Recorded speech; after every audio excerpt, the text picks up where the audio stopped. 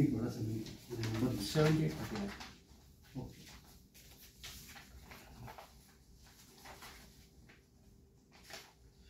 Live streaming बद्दल हां sir मला मी हे विचारलेलं की लाईव्ह स्ट्रीमिंग जो आपल्या हिअरिंगच्या वेळेला आपण लाईव्ह स्ट्रीमिंग केलेलं त्याची कॉपी विचारलेली आहे आणि that is my right because it is a public document आणि त्यासाठी हे CICचं जजमेंट पण आणलेलं आहे की यू शुड शेअर इट म्हणून. This is a judgment where the CCTV footage shall be shared with the public. It is a public document.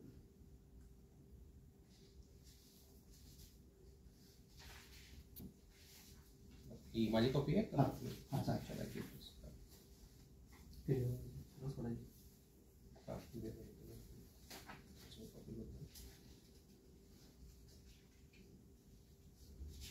पण त्याच्यानंतर मी केलं की माझं ऑब्जेक्शन जे मी रेज केलेलं आहे 17(2) मध्ये की जे ऑनरेबल MERCने मला फक्त 5 मिनिटं बोलावं हे जबरदस्ती करत होती.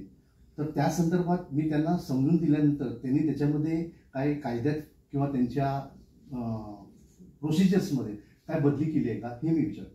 मी तुम्ही काय केलं हे विचारत नाही बिकॉज तुमचा तो अथॉरिटीज नाही आहे त्यामुळे तुम्ही त्यात डिसिजन घेऊ. पण MERCने माझ्या ऑब्जेक्शनवर की नाही की we will allow for comfortable time. मग एखादा माणूस ज्यावेळी 1700-1800 कोटीची गोष्ट बोलतो त्याला 15-20 मिनिटं लागणार. तुम्ही 5 मिनिटात बोला म्हणून त्याच्यावर प्रेशर आणून त्याच्यावर बुद्धिमत्ता संपवून टाकता किंवा विसरतो तो माणूस त्या 5 मिनिटांनी कसं बोलू काय बोलू. तर त्या संदर्भात काय डिसिजन घेतलेलं आहे ते पाहिजे. आलं लक्षात. पण तुम्ही 17(2) हां लेटरमध्ये तुम्ही हे गोष्ट 17(2) मी ऑब्जेक्शन घेतलेलं की तुम्ही 5 मिनिटं आम्हाला बोलायला लावता त्यामुळे इट इज इनकरेक्ट आणि आम्ही 5 मिनिटात बोलूच शकत नाही. आमचं माइंड वेवर होतो. पहिले हे बोलू नंतर ते बोलू. पण we have come with a particular set of arguments. You are disturbing us. So in the interest of the larger interest of public the honourable MERC shall improve upon this procedure where they should not. माणूस अर्धा तास बोलतो तिथे तुम्ही टोका. पण 10-15 मिनिटं कमीत कमी बोलणं हे आमचा अधिकार आहे आणि तुम्ही हे दिलं पाहिजे हीच माझी विनंती. तर त्या संदर्भात काय ऍक्शन घेतली ते पाहिजे. परत सांगतो की तुमच्याबद्दल नाहीये किंवा तुम्ही काय ऍक्शन घेतले नाहीये. What MERC action has taken.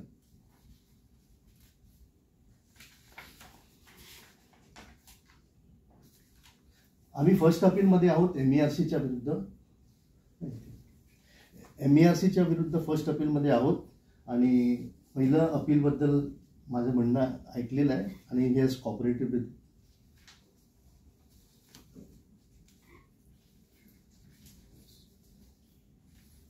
आमचे 3 अपील आहेत. टोटली 3 अपील आहेत.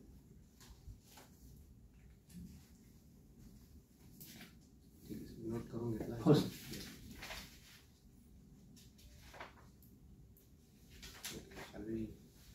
तुझं कुठलं हे झालं ना. 78 झाला ना. 78 झाला. हां लाईव्ह स्ट्रीमिंगचं झालं. Now we are moving to. फक्त माझा नंबर सांगितलं कळलं. हां 94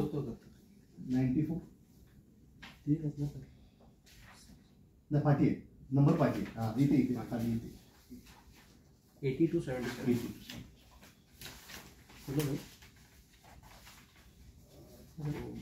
BS डेट सांगतो तुम्हाला 27/3/2024. BSCला लेटर पाठवलं 27/3. तो येते. हां 24.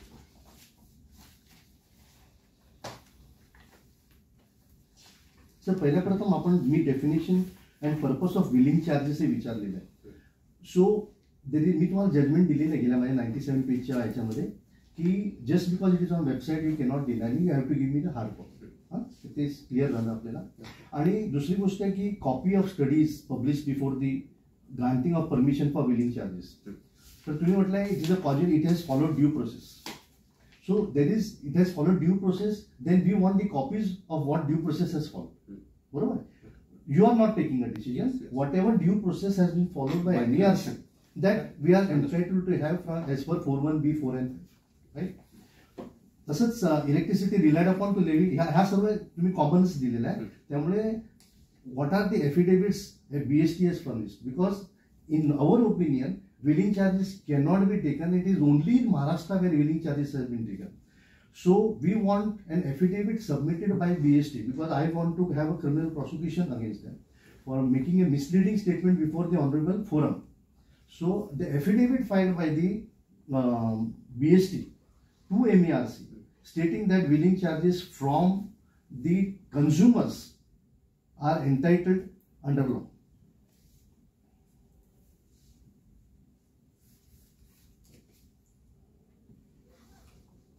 This is for the wheeling charges. हाँ sir. Can we are moving to the? आता ह्या गोष्टी जी आहेत action taken against BST undertaking for illegally entering. आता मी तुमच्याकडे सर त्यांची कंप्लेंट केली की त्यांनी असं असं चुकीचं केलं म्हणून तुम्ही त्यांच्यावर action because you are the regulatory authority where any grievances we have we shall be coming before you. So I want what action MERC has taken, but unfortunately the PIF has forwarded to BST. म्हणजे ज्याच्या विरुद्ध मी complaint केली आहे त्याच्याकडे पाठवून मला उत्तर मिळणारच नाही. त्यामुळे आपण ऍक्शन घेतली आहे किंवा नाही घेतली आहे. घेतली असेल तर द्या, नसेल तर नाही घेतली. आयदर म्हणजे whatever information is available with you that you need to provide. Action taken against BST undertaking for not providing notice to each consumers. आता sir as per the law every consumer should be issued notice. हे सोसायटीच्या बाहेर आता तरी सोसायटीला देतात. माझ्या दुकानाने ना बाहेर लावून गेलेले, चिटकवून गेलेले. हा म्हणजे कोणाला माहिती नाही आणि ते येऊन गपचूप करणं. आता आम्ही सर्वांना सांगितलं लॉक लावा म्हणून, पण this are the ways they have use to. पण ऍक्शन टेकन ऑन कन्सिलिंग. आता बघा when you give a notice for anything the consumer is a king. He should be inform की ह्या स्मार्ट मीटर्स आणि electronic meters मध्ये तुम्ही काय काय तफावत केलेली आहे. For example time of the day तुम्ही वापरणार आहात, तुम्ही प्रीपेड वापरणार आहात, मग तुम्ही रिमोट कंट्रोलने डिस्कनेक्ट करू शकता. ह्या सर्व गोष्टी नोटीसमध्ये यायला पाहिजे जेणेकरून प्रत्येक माणसाला कळेल की बाबा रे ह्या स्मार्ट मीटरमध्ये काय फरक आहे. ह्याच्यामध्ये खोटं म्हटलेलं आहे की it is free of cost when you are going to charge ARR over year. तर ह्या गोष्टी नोटिसेसमध्ये जे खोटे आणि मिसलिडिंग आहेत तर आम्ही कोणाकडे येणार. आमचे मायबाप MERCच आहेत तर आम्ही MERC कडे येणार. त्यावेळी MERCनी अशा खोट्या चुकीच्या वागणुकीला किंवा मी कॉन्डक्ट ऑफ द BST याच्यावर काय ऍक्शन घेतली हे मी विचारलं. आणि ते तुम्ही 2F खाली मला डिनाय करू शकत नाही. You either say we have taken action or we are not taken action. If you have taken action what is the action. No issues. Now copies of approval given by MERC. Now BST is relying on your approval. That the कुठलं approval आहे पहिलं नाव विसरलं मी की approval दिलेलं आहे त्यांनी तर ते अप्रुव्हलची कॉपी द्यावी. कारण का हे अप्रुव्हलची कॉपी मागण्याचं कारण हे आहे की अप्रुव्हल द्यायच्या 2 वर्ष अगोदर BSTनी मीटर्स लावायला सुरुवात केली आहे. अप्रुव्हल मिळायच्या 2 वर्ष अगोदर BSTनी टेंडर्स हे केलेले आहे आणि अप्रुव्हल जे आहे तो 6,000 रुपयाचा असताना ह्यांनी 12,000 रुपयाचं केलेलं आहे BST. एक आणि दुसरी गोष्ट after that MERC has given an approval for increasing it to 17 crores 20 lakhs which amounts to around 16,000 per meter. So we have asked why and what are the reasons and what is the study carried out by MERC to allow such inflated cost by BST. कारण तोच metre 4,000 रुपयाला MSEBनी लावलाय. त्यांनी 4 lakh metre 160.8 crores म्हणजे अंदाजे 4,000 रुपये झाले आणि हे 11 lakh meter 10 lakh meter about 1,720 crore. So it around comes to around 16,000 म्हणजे 15,000 काहीतरी ऑर्ड आहे अराउंड 16,000. सो ही जी तफावत आहे ही मी MERC कडे जेऊन आपलं रडणार नाही तो कुठे येणार. आणि हे मी माझ्या रिटर्न सबमिशन्स मध्ये आणि ओरल आर्ग्युमेंट्स मध्ये म्हटलेलं आहे आणि तरी सुद्धा त्याच्याबद्दल कुठेही MERCनी एक शब्द सुद्धा घेतलेला नाहीये. आणि तिथे आमचं ऑब्जेक्शन होतं तर MERCनी जर डॉक्युमेंट वाईज जरी समजा ऑर्डरमध्ये नसेल सर त्यांनी कुठेतरी स्टडी केली असेल किंवा त्यांनी काहीतरी अभ्यास केलेला असेल किंवा नोटिंग्स केलेलं असेल त्याची कॉपी जरी मिळाली तरी आम्हाला काही प्रॉब्लेम नाही. How they have come to a conclusion to permit 1,720 crores. How they. त्याच्यानंतर सर MERCच्या ह्याच्यामध्ये आम्ही दिलेलं आहे की what are the objective of the smart meter. The objective of the smart meter is to bring down the distribution and transmission loss from 12 to 15, around 15 to 12%, right? Now the basic thing is in Mumbai, 3.5% BHT आहे, 1% टाटा आहे, around 2% अडानी आहे आणि 4.7% काहीतरी Toronto आहे. मग जर ह्या तुमचा ऑब्जेक्टिव्ह आहे टू रिड्यूस द लॉस, मग ते लावण्याचा प्रश्न येतोच कुठे. One, and then there is a gazette issued by the government that it will not be installed in agriculture. So you are contradicting your own objectives. तुमचं objective आहे 40%ला 12% पर्यंत आणणं आणि जिथे 40% ऍग्रिकल्चर सेक्टरमध्ये आहे तिथे तुम्ही बंदी घालता. त्याच्यानंतर बीएसटी आमच्यावर जबरदस्ती करते. There is a gadget issued की ज्या वेळेला बदली करायचं असेल त्यावेळेला करायचं. मग इथे तर जबरदस्ती पोलीस फोर्स आणतात काय, डिस्कनेक्शनचे धमकी देतात काय, हे बघा. This is the gazette of 28 February 2022. 28 February 2022. 28th February 2022. Para 15.1.1. Last para. Further, that all existing meters, whenever replaced, shall be replaced only by smart meter, at least facility of remote reading. म्हणजे तुमचं basic requirement काय आहे, remote reading. It is not TOD, it is not disconnection. So these are the basic things which have been hidden from the consumers. तुम्ही हे कन्झ्युमरला दाखवलं नाही. Actually तुमचं फक्त मीटर रिडिंग पुरतं आहे रिमोट. इथे तुम्ही टीओडी पासून डिस्कनेक्शन पासून सर्वच करताय. हे तुम्ही लोकांना का नाही सांगितलं. आणि इथे म्हटलंय की वेनेवर म्हणजे आमचा खराब झाला की मग तुम्ही लावणं, हे तुम्ही जबरदस्ती येऊन चांगल्या मीटरला बदली करता. हा कुठला कायद्यात बसतो. तर हे ऑब्जेक्शन आहे. जस्ट एक ॲडिशन पॉईंट सर, याच्यामध्ये त्यांनी रिप्लाय देताना एक सांगितलं की असे कमिशननी कुठलं हे डॉक्युमेंट नाही दिलं की वेर एनर्जी मीटर ट्रान्समिशन लॉसेस 3.5 वर कमी असतील किंवा 12.15% असतील तरच ते लावले जातील, असं तुमच्या निदर्शनास अशी काही आली का नोटिफिकेशन की असं आहे म्हणून?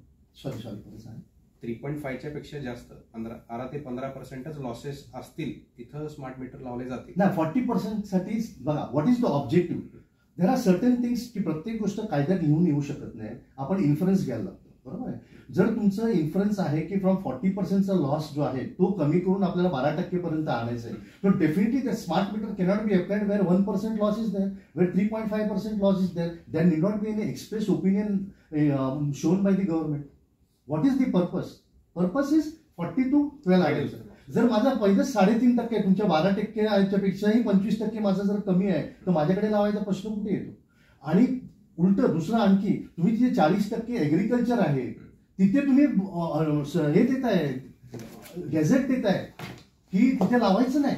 म्हणजे तुम्ही लोकांना फसवण्याचं काम करत आहात तुम्ही. म्हणजे MERC, when I say you, please don't take it personally. No problem.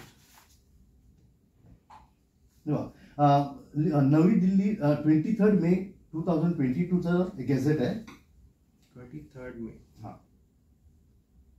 पैरा 2.1.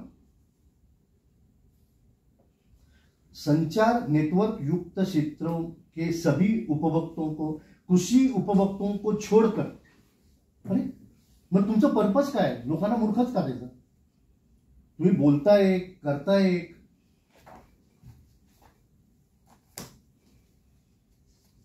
मग तुम्ही आज 1800 कोटी आमच्याकडून तुम्ही घेणार.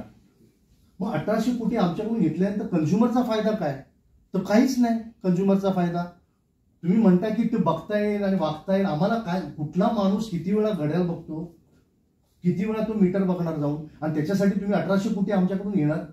हे कुठला कायदा आहे? Whenever there is an investment, what is the rational mind say, whenever there is an investment, मी 5 पैसे टाकले तर मला अर्धा पैसे तरी प्रॉफिट मिळाला पाहिजे, बरोबर आहे. तुम्ही आमच्याकडून 1800 कोटी घेता आणि रिडक्शन नाही, उलटा आम्ही मेंटेनन्सचा खर्च वाढता. म्हणजे रिडक्शन कुठला होणार? ट्रान्समिशन लॉस इलेक्ट्रिसिटी कंपनीला, त्याचा फायदा होणार इलेक्ट्रिसिटी कंपनीला, आणि तुम्ही पैसे आमच्याकडून घेणार.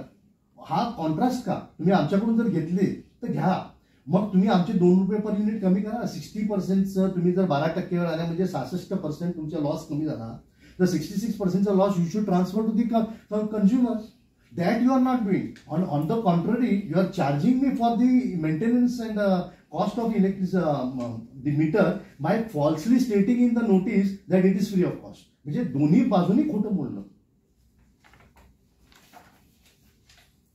त्याच्यानंतर कुठलंही डिपार्टमेंट जिथे वेट्स अँड मेजरमेंट येतं त्या वेट्स अँड मेजरमेंटला मेट्रोलॉजी डिपार्टमेंटचं सर्टिफिकेट असलंच पाहिजे. It is mandatory. पण आमचं गव्हर्नमेंट, आमचे इलेक्टेड रिप्रेझेंटेटिव्ह ह्याला मेट्रोलॉजीचं सर्टिफिकेटच नाहीये. मग तुम्ही त्याला परमिशन कशी दिली? This is the major point. आणि इन्फ्लेटेड बिल्स एवढे आहेत, एवढे इन्फ्लेटेड बिल्स आहेत की we are now starting massive registration of FIRs because आम्हाला इंटरेस्ट नाही आहे. But if all this things are rectified we will withdraw everything. आमचं हेतू आहे अथॉरिटीला जागं करणं, अथॉरिटीला त्रास देणं हा आमचा बिलकुल हेतू नाही. आता पॉवर मिनिस्टरनी असेंब्लीवर म्हटलेलं आहे की the meters shall not be applicable to residential, commercial और industrial, but it shall be installed only in feeders, substations and government offices. This is an official statement made on the floor of the assembly on the questions raised by Bai Jagtap. So this cannot be a general statement made in before the public किंवा एखाद्या meeting मध्ये म्हटलं. हा नाही, on the house म्हटलंय. You are responsible for that. मग ह्या गोष्टी मला तुम्ही जर सांगत असाल बेस्ट की आम्हाला लेखी आलं नाही तर कुठे, ज्यावेळी असेंब्लीत म्हटलं जातं मग तुम्ही लेखी आले नाही हे म्हणणं मला कुठे प्रश्न येतोय. आणि त्याच्यानंतर एनर्जी डिपार्टमेंटला हे स्वतः लिहितात, ते डॉक्युमेंट क्रिमिनल प्रोसिक्युशन लावलेले आहे की एनर्जी डिपार्टमेंटला ते म्हणतात पण की बाबा रे इथे सर्व आमदार खासदार येऊन बसलेले आहेत की यांना नको आहे. मग तुम्ही कसं काय लावता? मग त्याचं उत्तर का नाही? तुम्ही आमदार खासदाराला का पेपरवर डिक्लेअर करता की रेसिडेन्शियलला लागणार नाही, कमर्शियल लागणार नाही, इलेक्शन संपलं का परत तुम्ही गपचूप लावता. So Y is MERC quite? Is this not cheating, criminal breach of trust by MERC? It is a blatant criminal breach of trust. Principal approval तुम्ही दिलेला आहे. So on which one? Now RDSE scheme जो main आहे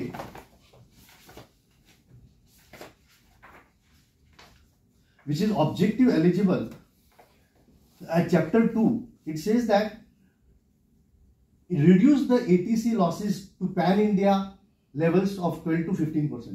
This is your objective.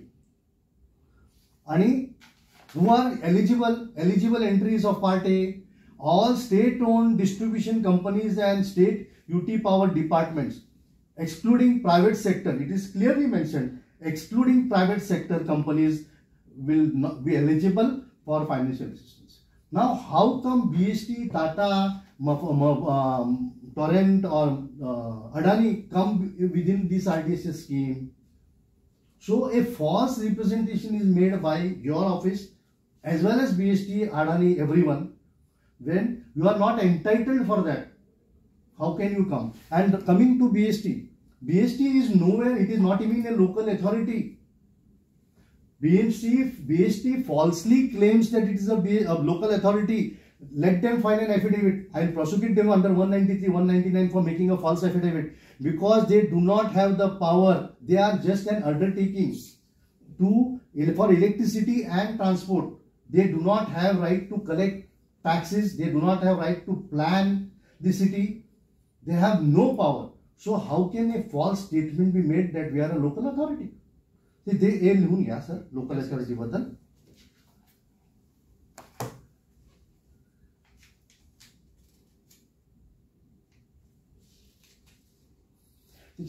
MERC is a quasi-judicial authority which is going to take care of the interest of the public. The main interest of any quasi-judicial authority is to take care of public.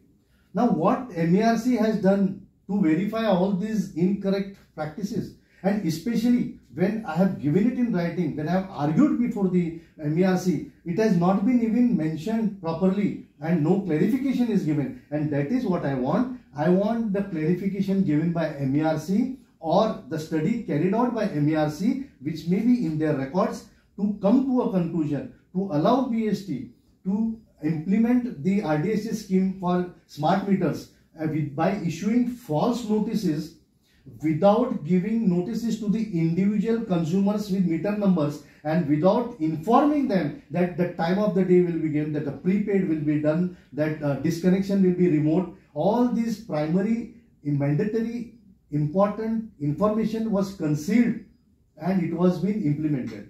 So these are the things where I feel that the BST or any other, maybe Adani or everyone, has misled. I would take the other way around, ki it has misled the MERC. I don't say the MERC has deliberately done so, but they have misled MERC to come to a conclusion that they are right. In short, I would like to say that they made a representation which was false to their own knowledge, and had the MERC known the true facts, MERC would never have passed such order. And that is the provision of section 420, 417 of the Indian Penal Code for cheating. Now, coming to the role of the MERC. MERC is a quasi-judicial authority, will have to verify it. Why we have come before you? To verify. BST is saying something, Adani is saying something, I am saying something. You will verify the correctness and give an order which is in favor of the public at large. There are Supreme Courts and High Court judgments where no arbitrary decisions can be taken by any quasi-judicial authority, and every submission shall be supported by a reasoning and a speaking order, which is not available in the MERC's orders. Now I have इथे मी घेतलेलं की 1720 कोटी तुम्ही जे mark केलेलं आहे, आणि त्यांनी 1711 कोटी विचारलेले आहेत. बीएसटी ने 1711 करोड़ पूछा है, हमारे एमईआरसी उसको 1720 करोड़ दे देगी. क्यों भाई? तो ये सवाल हमको पूछना है कि इसका क्या एक्सप्लेनेशन है. इन्होंने ऑर्डर में नहीं दिया है, उसके नोटिंग में है, तो हमको दीजिए, क्योंकि ये जो ये थोड़े में ये फ्रॉड हो जाता है. और आरडीएसएस मॉनिटरिंग कमेटी ने इसका एस्टिमेटेड कॉस्ट बताया 645 करोड़. 645 करोड़ को 1720 करोड़, 1000 करोड़ सीधा एमईआरसी ने बढ़ा दिया है. तो on what basis? This is what we want to know. And this is not coming under RTI, but under RTI I have a right to ask for the notings and the study carried out by MERC, and that has to be given. Not this official person has no role in giving me information. He is just like a postman who will be picking up the information over there and giving it to me, or informing me there is no such information available on records.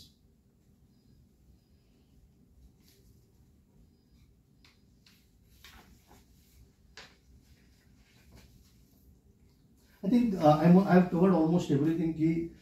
Every information shall be given to me, and the purpose of the RTI is to create a informed citizenry. Only an informed citizenry can make this democracy successful. An illiterate or an ill-informed citizenry cannot, and therefore RTI is to give information. But unfortunately now RTI is used to deny information. This is what I humbly request, and I think I have satisfied my lordship that the submission made by the PIO is incorrect, and I again wish to bring on record that I have not received the written submissions of PIO under the provisions of section 19(5), which is ought to be given, and I have given this State Information Commissioner orders also in my case. I am not insisting upon that, but this let this be on record. Had he given, my argument would have been still in a better position, and this is all I have my argument. There are 3 points that you have mentioned. MERC installation smart meter Mumbai साठी जे approval दिलाय, that document is available with the commission. We will provide the document. That is there. Second one, the copies of correspondence between MERC and BEST. ते त्यांनी उत्तरामध्ये दिलेलं आहे. That also I direct the PIO to provide it to you. आणि RDSS scheme बद्दल जी information तुम्ही सांगितली, त्याच्यास पण इन्फॉर्मेशन अवेलेबल आहे असं कमिशन मध्ये त्यांनी सांगितलं. पण सर तुम्ही इन्फॉर्मेशन देताना इंडेक्स करून माझ्या प्रत्येक ह्याला हे आन्सर आणि हे पेज असं द्यायचं. असं कंपायलेशन दिलं तर मला नाही कळणार. You have to give as per 4(1)A of the RTI act. You will have to make असं इंडेक्स करायचं, आणि फक्त इथे हे इन्फॉर्मेशन ह्या पानावर आहे एवढं फक्त. सर त्यात एक होतं की हे जे आपण पेजेस किंवा हे जे आहेत ना, यांना आपण या पत्राद्वारे पण पहिलं कळवलेलं होतं की याच्याप्रमाणे एवढे एवढे पेजेस आहेत, तुम्ही एवढे त्या जे काय आरटीआयच्या फीस त्या याच्याप्रमाणे आहेत तेवढे पैसे भरा आणि ते घेऊन जा. आताच्या याच्यात कसं. अच्छा ऐका, तुम्हाला मी सर्क्युलर पाठवलेला आहे की जर तुम्हाला लोकांकडून पैसे घ्यायचे असतील टुवर्ड झेरॉक्स, तर तुम्ही 10 दिवसाच्या आत त्यांच्याकडे पोहोचेल असं त्याचं चलन आणि लेटर ते त्यांच्याकडे पोचलं पाहिजे. हे सर्क्युलर मी तुम्हाला पाठवलंय, नसेल तुम्ही पाठवून द्या की 10 दिवसाच्या नंतर असेल तुम्ही फ्री द्यायची. तुम्ही आम्हाला कळवलं पाहिजे 10 दिवसात की एवढे एवढे पैसे तुम्ही भरा. मी तुम्हाला सर्क्युलर पाठवतो. That is fine. Anyway we are going to provide. माझ्या ऑर्डरमध्ये मी मेन्शन करेन, तो प्रॉब्लेम नाही. मी फक्त 508 पेजेसचा जो डॉक्युमेंट आहे त्याच्यामध्ये इंडेक्सिंग असणार. जे बाकी अप्रुव्हलच्या ज्या कॉपी दिसत आहेत हे इथं मला की 5 डॉक्युमेंट हे ते अप्रुव्हल कॉपी असणार. हा, ती अप्रुव्हल मध्ये सर फक्त पेजिंग द्या आणि एक त्याचा एक वेगळं मला तुम्ही एक इंडेक्स करून द्या. That's all. तो हा म्हणजे जे असेल ते मी सांगतो. येस ऑर्डर ठीक आहे. हा परत आपला कव्हर झाला पॉईंट. सर बंद.